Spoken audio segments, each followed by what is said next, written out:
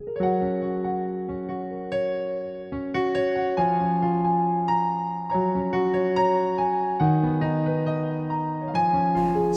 Bapak Ibu Saudara sekalian, bagaimana kabarnya pada hari ini? Saya berharap kita semua masih dalam kondisi yang baik-baik saja. Dan kita patut bersyukur karena kita masih dapat berjumpa kembali di acara kesayangan kita, yaitu Firman-Mu Pelita Bagi Hidupku.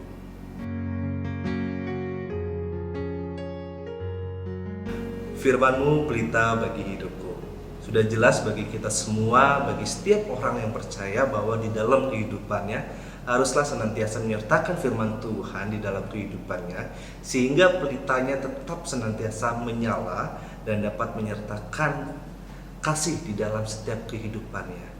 Oleh karena itu kita akan sama-sama merenungkan dan membaca firman Tuhan secara bersama-sama. Namun sebelumnya kita akan mendengarkan kesaksian pujian terlebih dahulu yang akan disampaikan oleh duet Sisera dan Luis Sahertian dengan judul lagunya Satu Hari Lagi.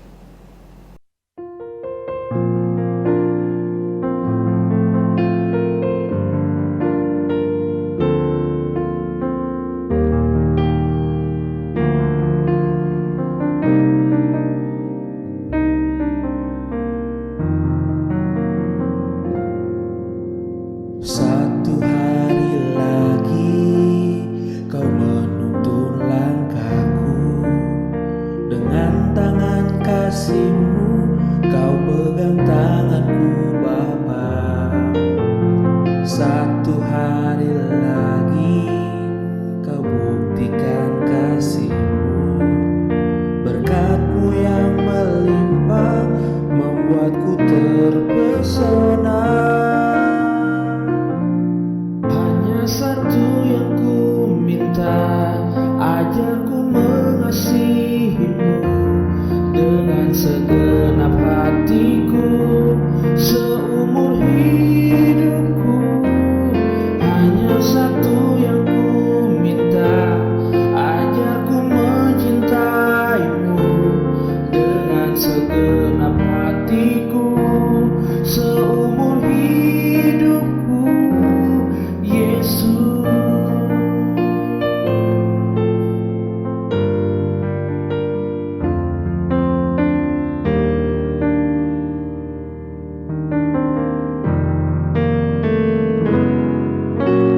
satu hari lagi kau buktikan kasih-Mu, berkat-Mu yang melimpah membuatku terpesona.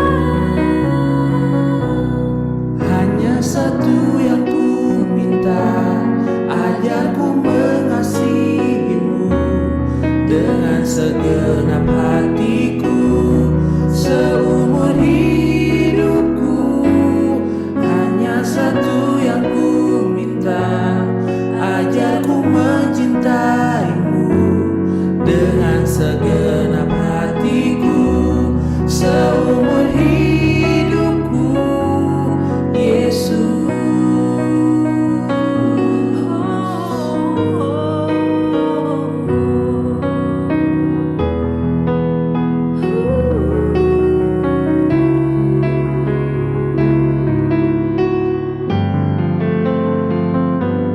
Hanya satu yang ku minta, ajarku mengasihi-Mu dengan segenap hatiku, seumur hidupku.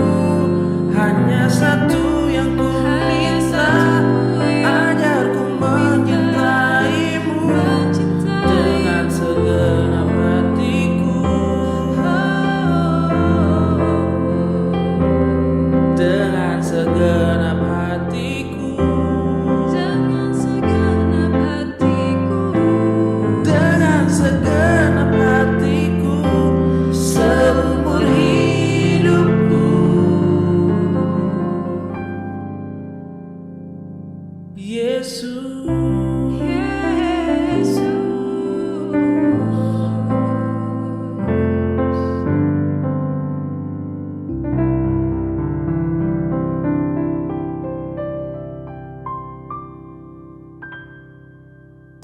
satu hari lagi ingin mengatakan kepada kita bahwa Tuhan senantiasa memberikan hari baru bagi kita, di mana supaya kita dapat menunjukkan dan merasakan bahwa kasih penyertaan Tuhan begitu besar dalam kehidupan ini. Dan pada akhirnya kita sudah tidak bisa menghitung lagi berapa hari yang Tuhan telah berikan dan sediakan bagi kita untuk menikmati segala berkat Tuhan. Oleh karena itu Bapak Ibu dan Saudara sekalian, marilah kita mempersiapkan bacaan kita yang dimana terambil dari Injil Yohanes pasal yang ke-15 ayat yang pertama sampai dengan ayat yang ke-8. Tapi Injil Yohanes 15 ayat yang pertama sampai dengan ayat yang ke-8. Apabila kita sudah menemukannya, biarkanlah Alkitab kita tetap terbuka dan mari kita satu dalam doa kita berdoa.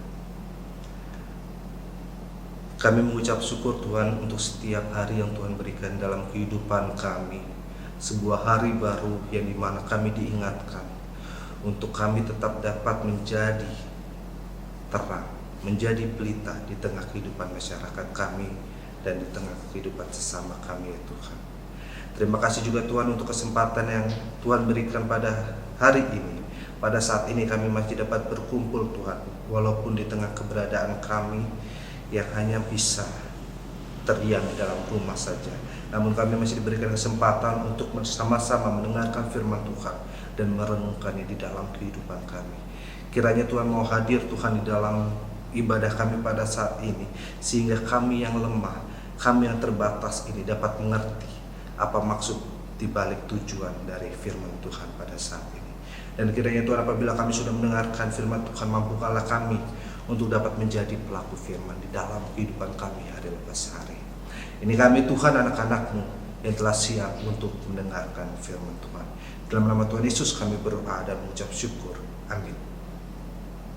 Pembacaan Alkitab Yohanes 15 ayat yang pertama sampai dengan ayat yang ke-8 yang menyatakan, Akulah pokok anggur yang benar dan Bapakulah pengusahanya.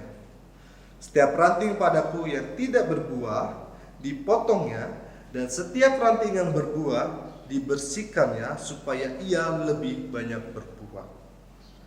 Kamu memang sudah bersih karena firman yang telah kukatakan kepadamu. Tinggallah di dalam aku dan aku di dalam kamu.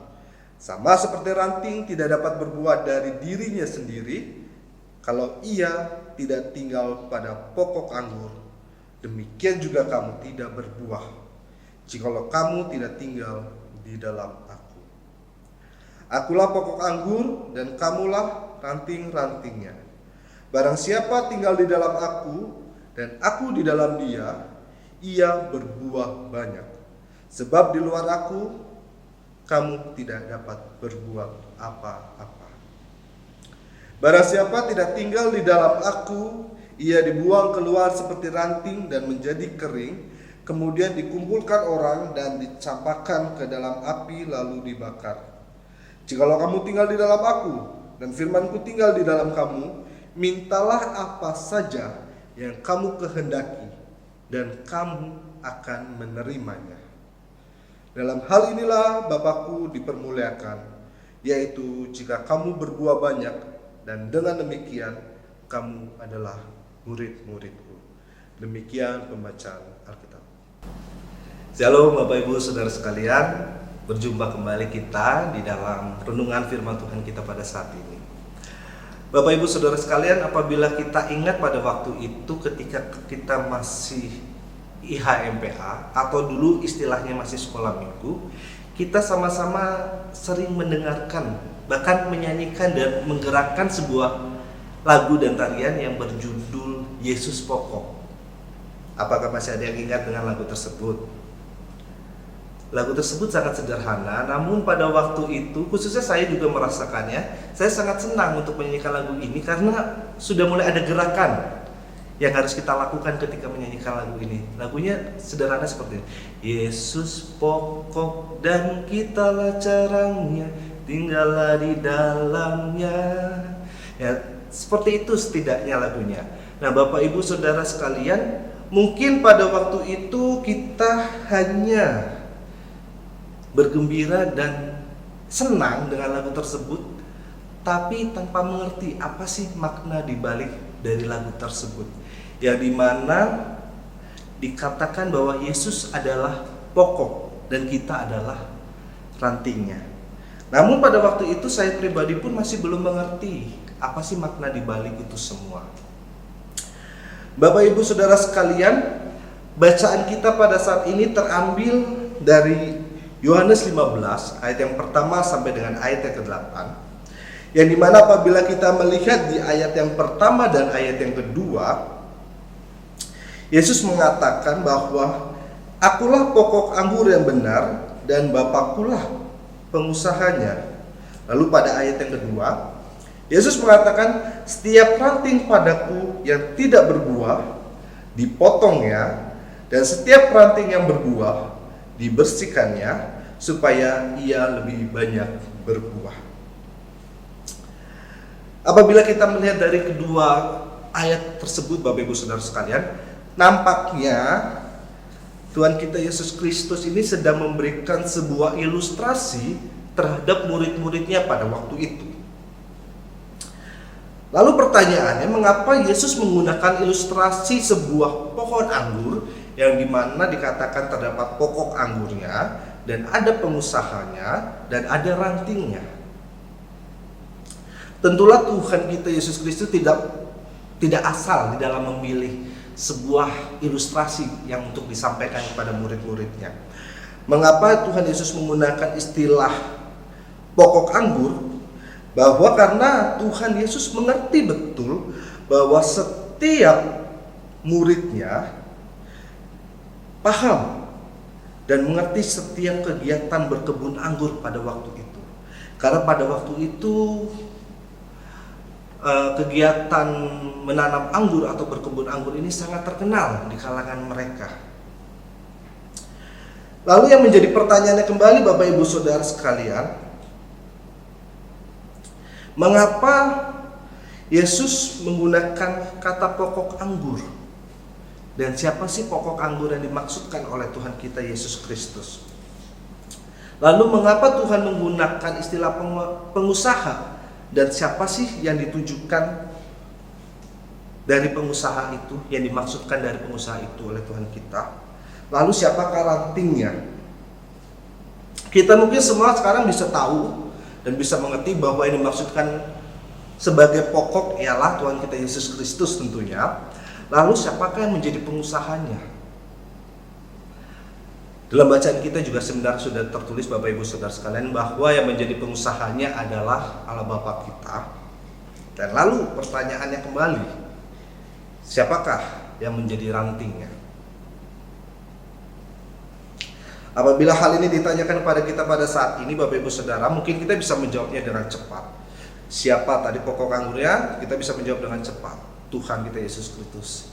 Siapa pengusahanya? Kita juga bisa menjawab dengan cepat. Pasti Allah Bapa. Dan siapa yang akan menjadi rantingnya? Kita pun bisa menjawabnya dengan cepat. Bahwa yang menjadi rantingnya adalah kita semuanya.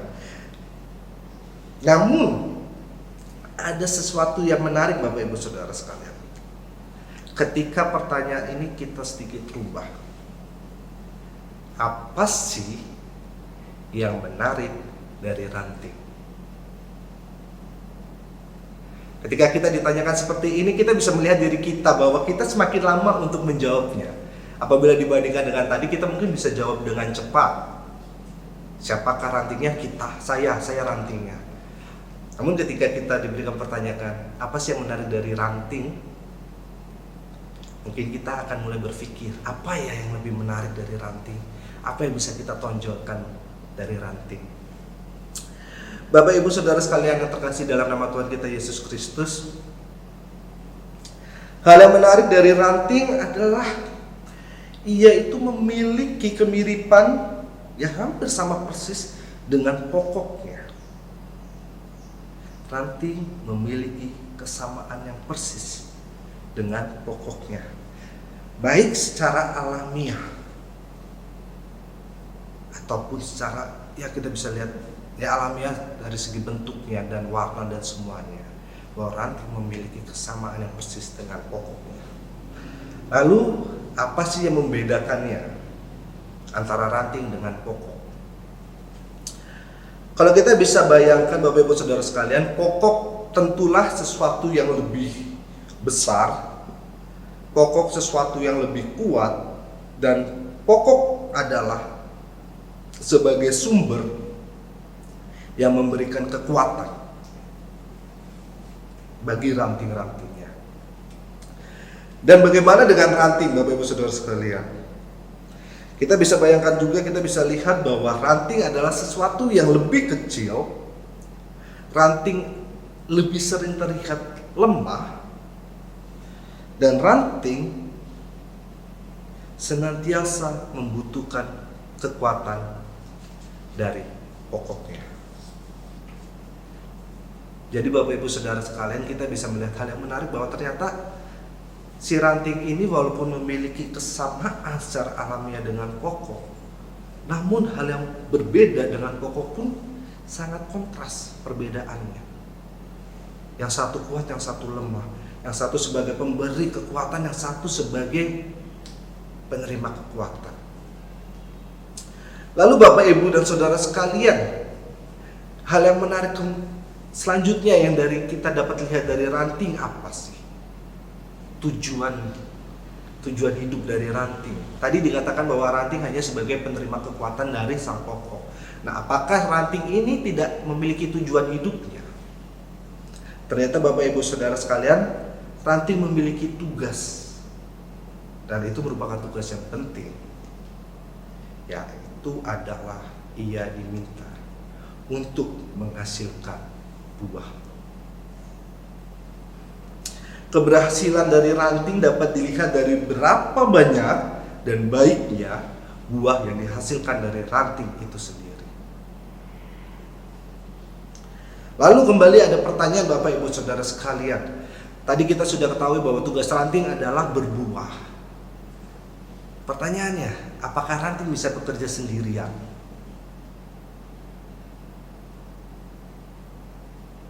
Saya yakin dan percaya semua dari kita pasti mengatakan tidak. Bahwa ranting tidak bisa bekerja sendirian. Sama seperti pada ayat yang keempat B Bapak Ibu Saudara sekalian, Yesus mengatakan, sama seperti ranting tidak dapat berbuah dari dirinya sendiri kalau ia tidak tinggal pada pokok anggur. Demikian juga kamu tidak berbuah jikalau kamu tidak tinggal di dalam aku. Rupanya ranting tidak dapat bisa bekerja sendiri Bapak Ibu Saudara sekalian. Kita ketahui semua ranting pasti membutuhkan pokok, dan ia harus menyatu dengan pokok agar bisa tumbuh dan berbuah. Yang kita tegaskan di sini Bapak Ibu Saudara sekalian bahwa ranting tidak bisa bekerja sendiri. Ranting membutuhkan pokok. Ini yang paling penting. Dan ranting harus menyatu dengan pokok. Bapak Ibu Saudara sekalian, apa sih maknanya di dalam kehidupan kita, di dalam kita melihat tadi sebuah pokok, sebuah ranting? Apa sih yang bisa kita pelajari dari itu semua? Bapak Ibu Saudara sekalian, di sini kita bisa melihat bahwa sebenarnya kita memiliki kemiripan dengan Tuhan kita. Kita di sini juga haruslah bisa menyadari bahwa kita adalah bagian dari sifat ilahi dan dipanggil untuk hidup seperti Kristus. Lalu juga Bapak Ibu Saudara sekalian, kita pada saat ini tuh ada dan kita diselamatkan, kita diberkati, kita menerima banyak berkat hanya untuk satu alasan, yaitu untuk menghasilkan buah. Tujuan kita adalah untuk menghasilkan buah, tidak ada alasan yang lain. Lalu jika kita tidak menghasilkan buah, buat apa kita ada sebagai orang yang percaya?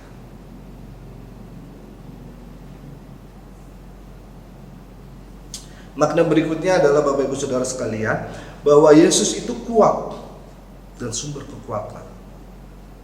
Sementara kita lemah dan selalu membutuhkan kekuatan dari Dia. Karena kita adalah ranting dan Tuhan adalah pokoknya. Kita juga belajar Bapak Ibu Saudara bahwa kita itu tidak dapat berbuah dari diri kita sendiri. Kita tidak bisa berbuat apa-apa tanpa tinggal di dalam Dia. Sama seperti yang sudah dikatakan bahwa ranting itu sangat membutuhkan pokok dan ia harus menyatu dengan pokok agar bisa tumbuh dan berbuah. Itulah yang dimaksudkan dari bahwa kita tidak dapat berbuat apa-apa tanpa tinggal di dalam Dia. Dan kita harus menyatu dengan Yesus agar kita dapat menghasilkan buah di dalam kehidupan kita. Bapak Ibu Saudara sekalian yang dikasihi dalam nama Tuhan kita Yesus Kristus. Ada seorang tokoh yang bernama Andre Murray, sudah sangat lama. Dia pernah mengatakan atau menuliskan sebuah tulisan yang dimana dia menceritakan bahwa seorang tukang kebun ini ketika membersihkan ranting, dia tidak membersihkan hanya daripada duri-duri yang ada, Bapak Ibu Saudara sekalian. Dia juga membersihkan rumput liar yang ada di sekitarnya atau apapun yang dapat mengganggu pertumbuhan dari pohon tersebut. Tetapi yang perlu kita ingat Bapak Ibu Saudara sekalian, bahwa di sini Andre Murray menegaskan bahwa ia juga memotong pucuk ranting yang panjangnya berlebihan, yang dimana diakibatkan oleh proses dari tahunan sebelumnya. Jadi seorang petani itu selain memotong duri, membersihkan rumput dan apapun yang mengganggu pertumbuhan dari tanaman tersebut, nah seorang petani yang baik pun dia tahu kapan harus memotong ujung rantingnya ketika sudah dianggap bahwa ini sudah berlebihan. Tapi pertanyaannya, kenapa harus dipotong Bapak Ibu Saudara sekalian?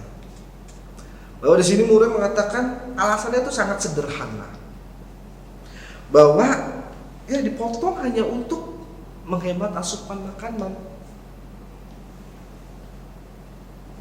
Sehingga tidak membutuhkan banyak makanan yang untuk diberikan untuk pada setiap rantingnya. Pucuk-pucuk yang panjang itu menyerap lebih banyak makanan yang dipasok oleh pokok. Itu yang dikatakan oleh Murray, bahwa ujung-ujung itu akan akan lebih banyak mengonsumsi makanan daripada pokok. Nah Bapak Ibu Saudara sekalian, dari apa yang Murray katakan sini sebenarnya ada hal yang sangat menarik yang dapat kita ambil Bapak Ibu Saudara sekalian. Bahwa pelajaran ini kita bisa melihat bahwa tidak hanya dosa yang dimaksudkan Tuhan untuk dibersihkan dari dalam diri kita. Ini yang menarik Bapak Ibu Saudara sekalian. Tetapi juga termasuk kegiatan kerohanian yang tidak lagi produktif. Jadi yang ingin diajarkan kepada kita bahwa untuk dapat kita bertumbuh, berbuah semakin baik, bahwa ternyata yang harus dihilangkan itu tidak hanya dosa yang harus dibersihkan di dalam diri kita, tetapi juga termasuk kegiatan kerohanian yang tidak lagi produktif. Apa sih yang dimaksudkan dengan kegiatan kerohanian yang tidak lagi produktif? Maksudnya ialah Bapak Ibu Saudara sekalian, kita ini diajak untuk berkembang dari karunia-karunia yang sudah Tuhan berikan kepada kita. Kita diajak untuk senantiasa berkembang, bertumbuh dan berbuah dengan karunia-karunia yang Tuhan sudah berikan kepada kita. Yang dimana dengan kata lain bahwa kita tidak boleh berhenti dan berpuas diri dengan buah-buah yang sudah kita lakukan atau kita hasilkan pada hari-hari sebelumnya ataupun tahun-tahun yang sebelumnya. Kita di sini diingatkan Bapak Ibu Saudara sekalian untuk tidak terlena dengan panjang dan sehatnya ranting yang sudah kita miliki, karena ternyata itu bisa menghalangi kita untuk berbuah lebih baik lagi.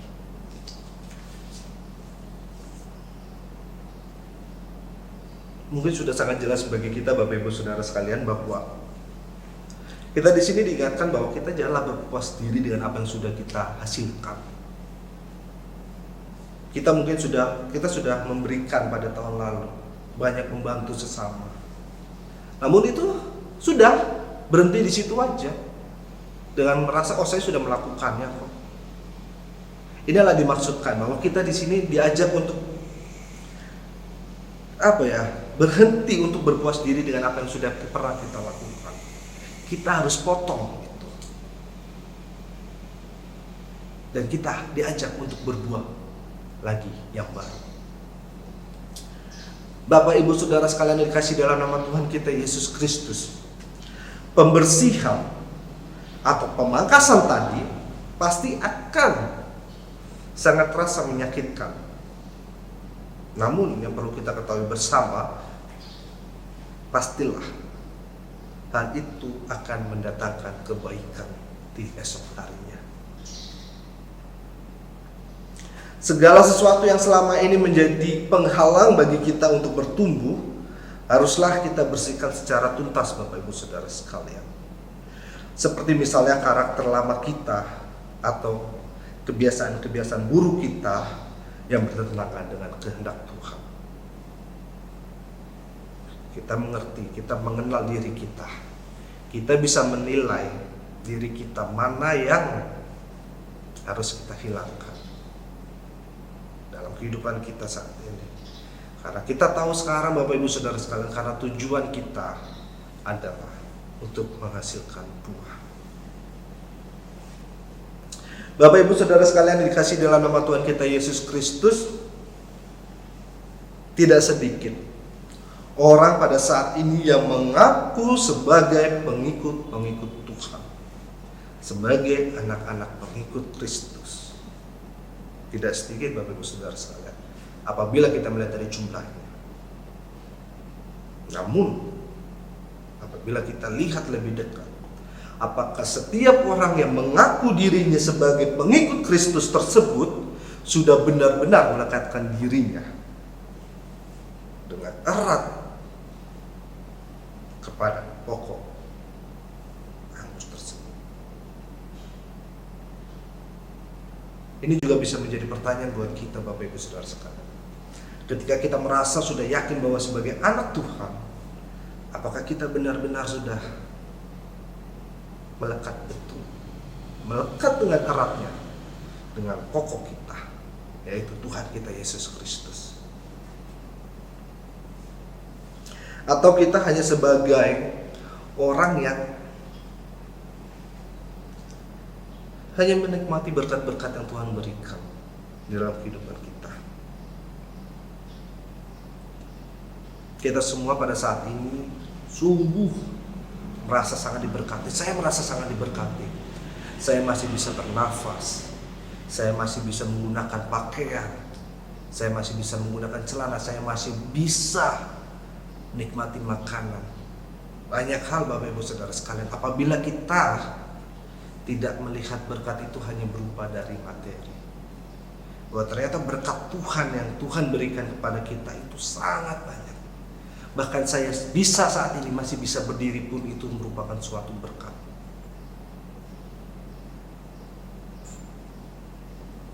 Namun kita sudah begitu banyak diberkati oleh Tuhan. Apakah kita mau menjadi berkat bagi sesama kita? Itu yang menjadi pertanyaan. Apakah kita mau menjadi saluran berkat bagi sesama kita Bapak Ibu Saudara sekalian? Ingatlah Bapak Ibu Saudara sekalian, bahwa kita diberkati oleh Tuhan kita dengan tujuan agar kita menghasilkan buah. Dan bagi kita yang ingin menghasilkan buah, ingatlah bahwa kita tidak dapat berjalan sendirian.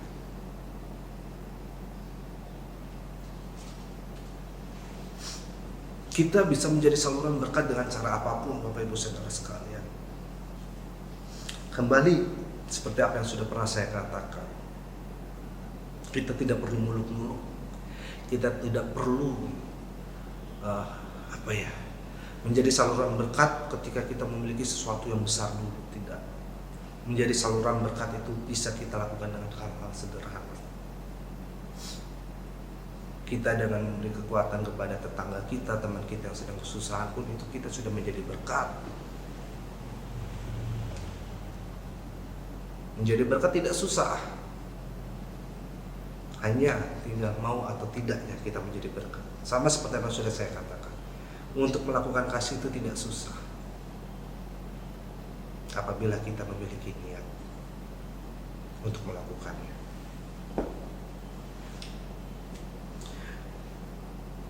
Bapak Ibu Saudara sekalian, bagaimana kita dapat melewati kondisi kita pada saat ini? Yang kita ketahui semua bahwa kita sekarang sedang dalam pandemi COVID-19 yang secara jujur kita tidak ketahui kapan ini akan berakhir.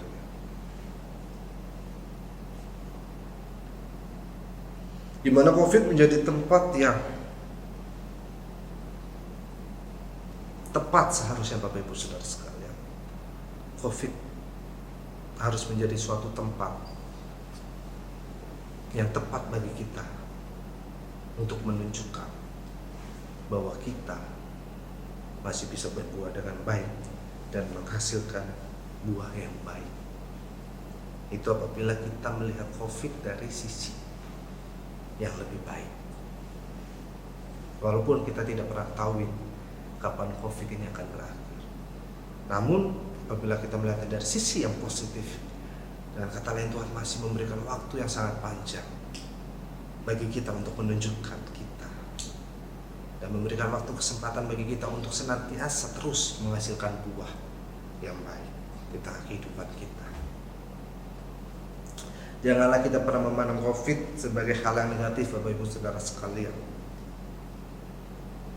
Karena itu hanya akan menghambat kita untuk merasakan betapa besarnya berkat Tuhan yang berlimpah.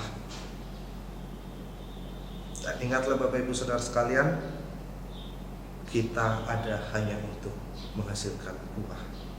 Ketika kita berkati, marilah kita menjadi saluran berkat, sehingga